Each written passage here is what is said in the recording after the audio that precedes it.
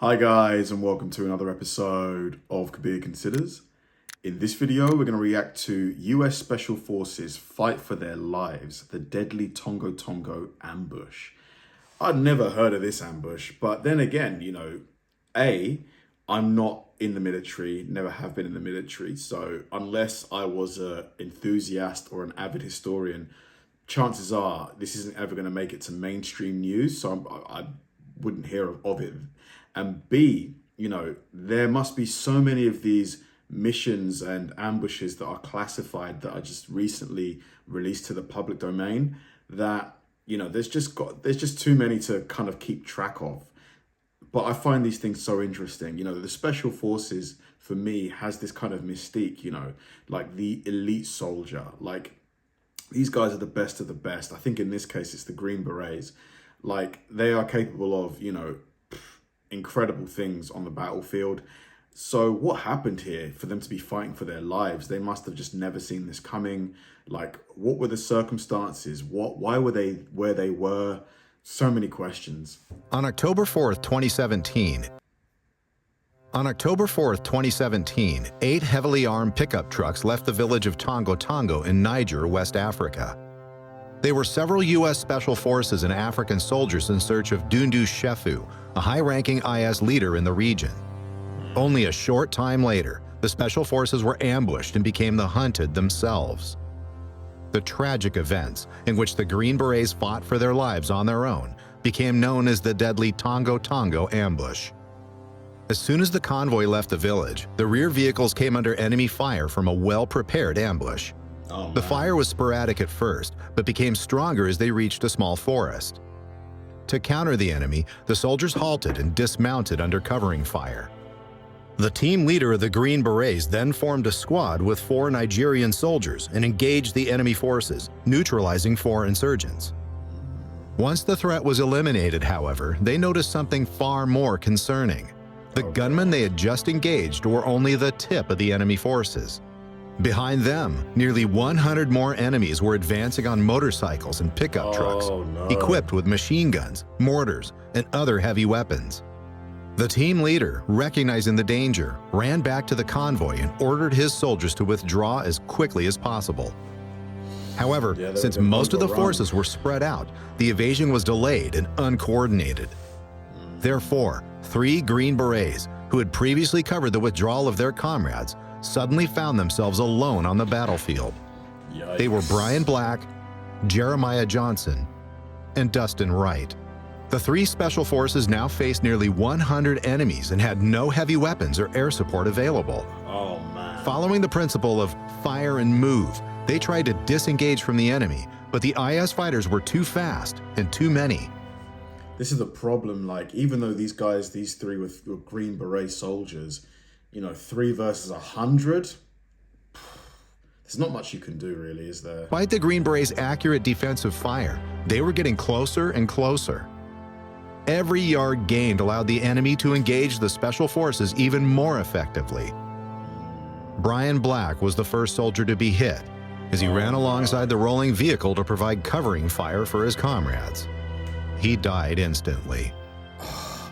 Johnson and Wright returned fire before pulling Black into cover behind the vehicle.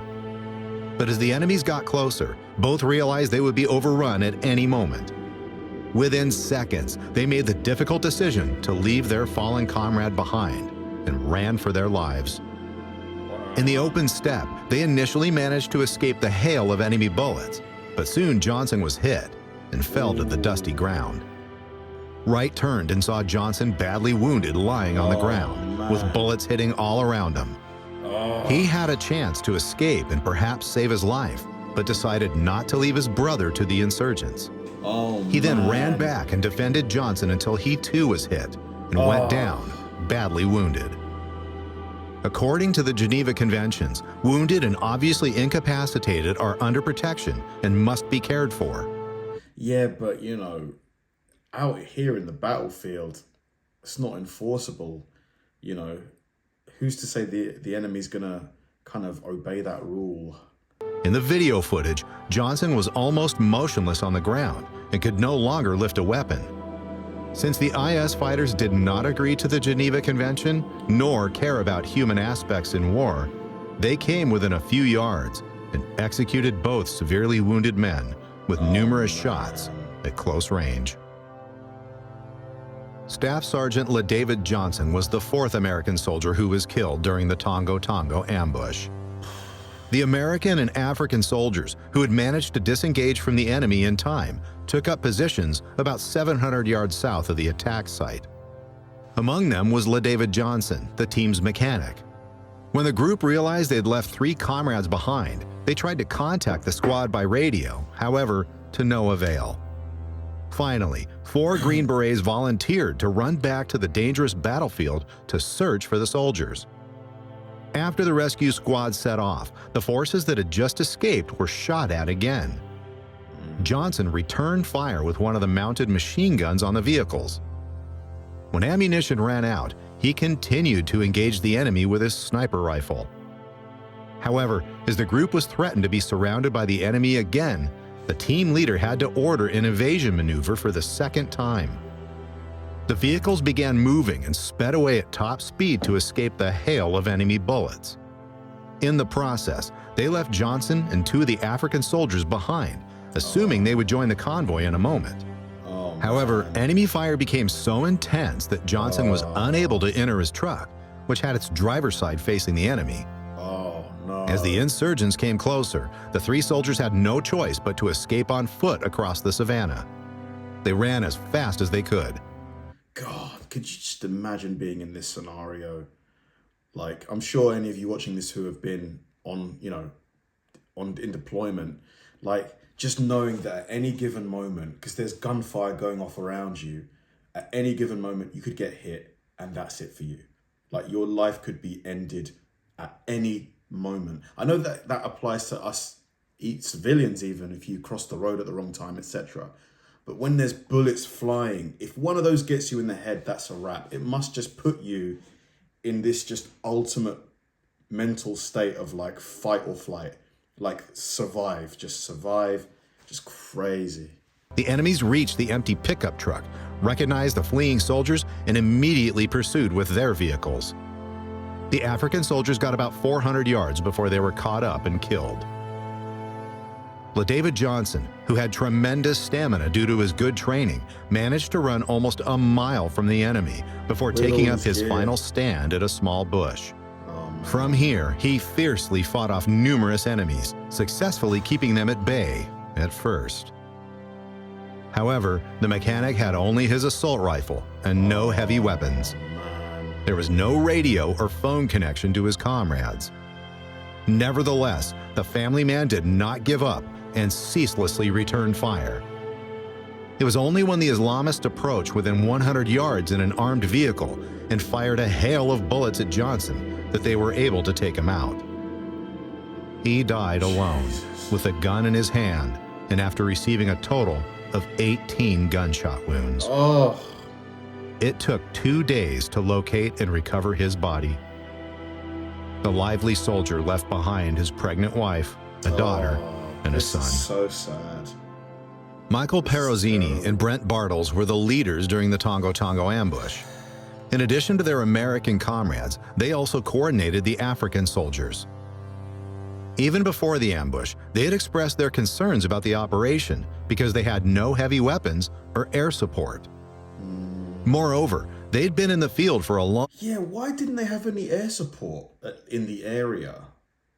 You know, it seems like an oversight. Obviously, I'm not a military person, but, you know, it does seem like a bit of an oversight. And desperately needed to rest, as well as replenish their supplies.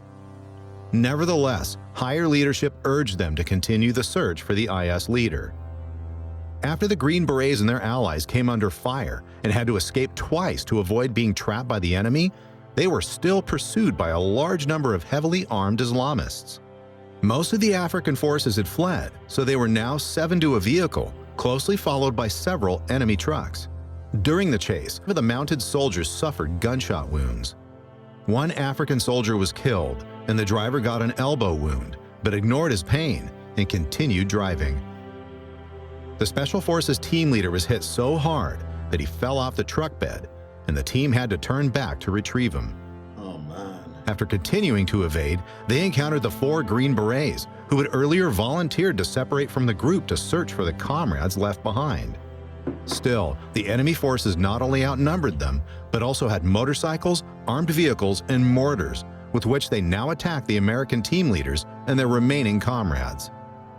The special forces were surrounded from almost all sides and sent out a final radio message saying they were soon to be overrun. They then destroyed the radios and other sensitive information and said goodbye to their loved ones via text message. Oh my God. As a last hope for rescue, Parazzini tried to request help via the military version of iMessenger, but the messages were not delivered. Oh. In the desperate texts, he wrote, among other things, We need help now or we aren't going to make it. Tongo Tongo is a bad village. Other special forces stationed in Africa heard about their comrades' hopeless situation and desperately asked their leaders to be allowed to help. One group of Green Berets even boarded a helicopter without waiting for any orders to fly to the attack site, but had to turn back. Why? Only one French commando showed up after about an hour, along with air support, where the survivors rescued. During the Tongo Tongo ambush, 4 Green Berets were killed, as well as 4 African soldiers and a translator who had been working for the military. Man, I hate war, honestly. I do. I hate it. It's just it's not a good thing. Like, if we can avoid it, we really should do everything we can, you know, because all it does is cause end of life. That's all it does, really. I just hope this whole situation with Iran doesn't blow up into a wider regional conflict, because that it's trending that way, you know. Yeah. For their exceptional performance and camaraderie, even in the face of certain death, all the fallen were awarded Medals of Valor. Dustin Wright and David Johnson were posthumously awarded the Silver Star, while Brian Black and Jeremiah Johnson received the Bronze Star. The African soldiers also received awards. 2 Nigerians received Bronze Stars for their actions during the ambush. The first soldier had assisted in the successful flanking maneuver on the insurgents, while the second Nigerian voluntarily exposed himself to friendly fire to alert his comrades to their mistake.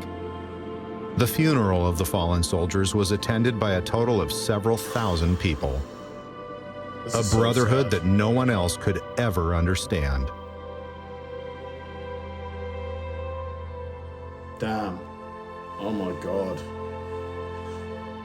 Man, that really hit me. It really did. It really hit me, man. Like, so many things like that really got to me. Like, one thing was like, imagine, like, you know, you have the chance to escape, but instead, like, you decide to, no, I'm going to try and save my friend, even though it's highly likely it's going to cost you your life. And it ultimately does. It's just the kind of person that can do something like that is rare. Very, very, very rare, you know. Oh, gee, that really, really affected me. It really did. I'm just reading some of the comments here, you know. Oh my God. Like, just imagine that. You know that you're about to die, you know.